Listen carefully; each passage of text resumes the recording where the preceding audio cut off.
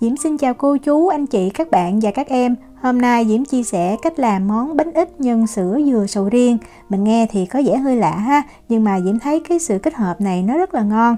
Tại vì dừa nó có cái độ béo và giòn sực sực nè, kết hợp với sầu riêng rất là thơm.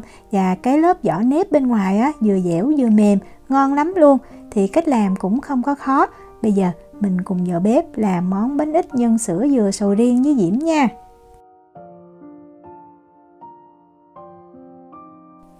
Đầu tiên Diễm đi giới thiệu về dừa trước. Thì ở đây Diễm có hai cái gói dừa này là đông đá ha, Diễm đã để cho nó tan. Thì cái gói này là giống như dừa nạo vậy đó, nhưng mà là nó xay, vì vậy mình không có thấy nó ngon bằng mình tự nạo bằng tay. Còn đây dừa mà nó nạo sợi đó, thì nếu mà mình có dừa tươi á, mình nên nạo sợi xong rồi mình bào thì làm cái bánh này rất là ngon. Còn nếu mà không có thì mình mua nó làm sẵn như vậy. Dưới công thức nhân này thì Diễm cần 150g dừa nạo và 100g dừa sợi. Còn nếu mà mình không có dừa sợi, mình sử dụng dừa nạo hoàn toàn cũng được. Diễm cho dừa vào trong một cái chảo. Và mình sẽ cho thêm một ít đường á. Diễm dùng đường thốt nốt nha, là 30g. 100g sữa đặc có đường.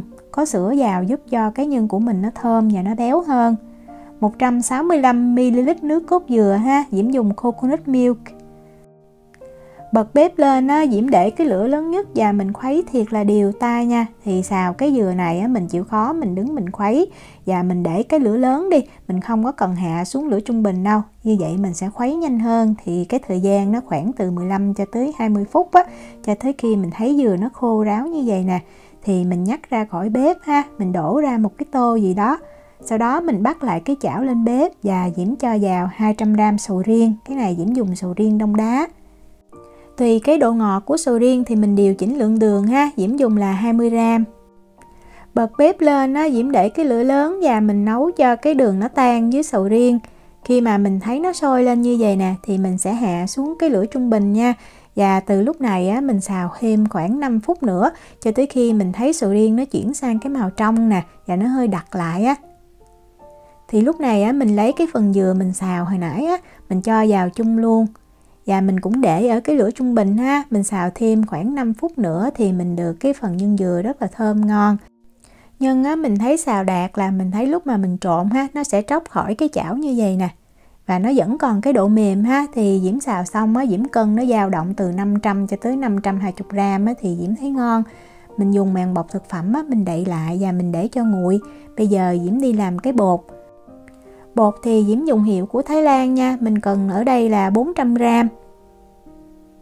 Để cho cái bột á, nó đậm đà thì mình sử dụng 1/2 muỗng cà phê muối ha, mình nên sử dụng muối nhuyễn á, cho nó dễ tan.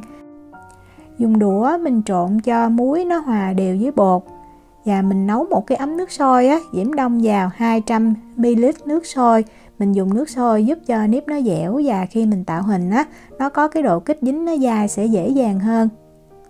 Sau đó mình cũng dùng đũa mình trộn cho thật là đều nha. Mình thấy là cái bột ướt đó, nó hòa đều với cái bột khô như vậy. Thì bây giờ mình mới cho nước ở nhiệt độ phòng vào, tức là nước không nóng cũng không lạnh. Mình cần một cái lượng nước là từ 140 cho tới 160ml. Nhưng mà mình nên cho 100ml nước trước ha. Rồi bắt đầu mình nhồi, mình bóp cho bột nó kết dính lại á. Khi mà mình thấy nó khô á, nó không còn cái độ dẻo thì bắt đầu mình mới cho thêm nước vào từ từ. Bột này á, mình cũng không cần phải nhồi lâu, quan trọng là mình thấy á, bột á, nó kết dính lại và nó dẻo mềm á, là bột đạt. Thì với cái lượng bột này á, Diễm dùng là 160ml nước á. Đó, mình kéo ra mình thấy nó dẻo dai và nó dính tay lắm nha. Thì lúc này á, mình dùng màng bọc thực phẩm mình đậy lại và mình để cho bột nó nghỉ từ 1 tới 2 tiếng là mình mang đi làm được. Để gói bánh thì đầu tiên mình cần một cái lá chuối to ha, có kích thước là khoảng 25 x 25cm, tức là hình vuông á. Mình xếp lại như vậy nè, rồi mình dùng kéo mình cắt á, thì nó đều hơn. Thì cái lá chuối này á, mình sẽ để cái mặt bóng nó nằm bên dưới và cái gân lá đó theo chiều dọc. Mình lấy thêm một cái lá chuối nữa và mình để cái mặt bóng nằm bên trên, cái gân lá theo chiều ngang. Nó nhỏ hơn cái lá nằm bên dưới tí xíu là được ha. Rồi mình xếp lại cho nó thành cái hình tam giác như vậy nè.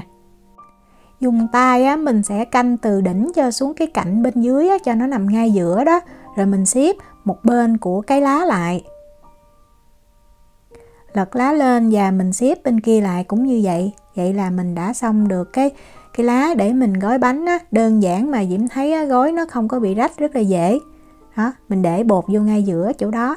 Mình chuẩn bị hết á, là 15 cái nha.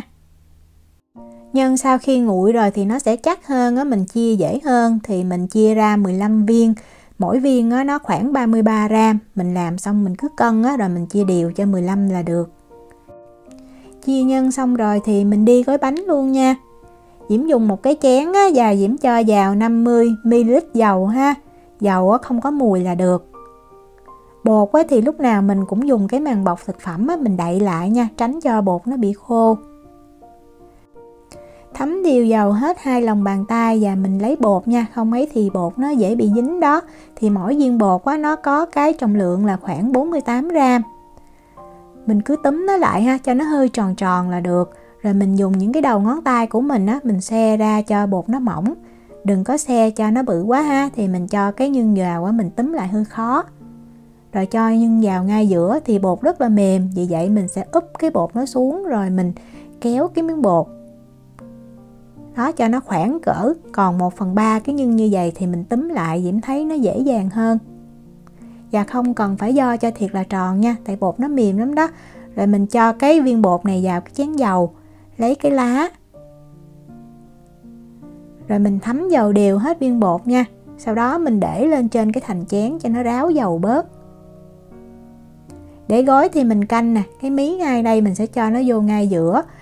Để gói dễ hơn á, thì Diễm dùng kéo, Diễm cắt bớt cái phần này. Rồi dùng tay đó mình ép cho lá nó sát vào trong cái viên bột luôn ha. Rồi dùng 2 cái ngón tay cái đó, mình tạo thành những cái cạnh. Hồi năm rồi Diễm có chia sẻ cái cách gói như vậy, nhưng mà dùng một cái lá chuối thì Diễm thấy nó hơi mỏng, nó dễ bị rách đó. Mình dùng 2 lá như vậy thì cái bánh của mình nó chắc. Và khi mà mình hấp xong nó cũng đẹp hơn. Đó, xong rồi thì mình chỉnh lại cho nó ngay ngắn ha.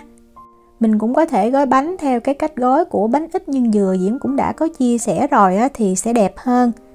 Nước thật là sôi á, mình cho cái sửng bánh vào mình hấp. Thì thời gian hấp á, là từ 25 cho tới 30 phút. Mình để cái nước sôi ha, ở cái lửa trung bình. Nếu mà mình không có lá chuối á, mình có thể dùng giấy nướng bánh á, mình gói cũng được nha. Cái này là Diễm hấp được 25 phút nè. Lấy bánh ra thì mình sẽ để cho bánh nó nguội ha, tại vì nó còn nóng thì cái bột nó rất là dẻo. Đối với vỏ bánh này á, mình có thể sử dụng nước lá cẩm, nước lá dứa hoặc là tinh chất khoai môn á, để mình tạo màu cho cái vỏ bánh. Mình gói bằng 2 lá như vậy cái bánh nó chắc, nó sẽ đẹp hơn. Để Diễm mở ra thử. Thì bánh ngon á, là cái nếp nó phải dẻo mềm nha. Và quan trọng là cái phần nhân nó thiệt là thơm, không có bị khô, ngon lắm. Bánh này á, thì Diễm thấy mình để sang ngày vẫn mềm ngon. Nhưng mà nếu mình để sang ngày thứ 2, thứ 3 thì cái nếp tất nhiên nó sẽ cứng lại. Nếu muốn ngon thì mình phải hâm cho nó nóng. Và mình nên bảo quản trong tủ lạnh. Diễm chúc cô chú, anh chị, các bạn và các em làm được những chiếc bánh thiệt là ngon. Nếu mà có thắc mắc gì thì cứ để lại lời nhắn hoặc là gửi tin nhắn cho Diễm. Diễm cảm ơn sự quan tâm theo dõi video rất là nhiều. Hẹn gặp lại trong những video tiếp theo. Chào tạm biệt.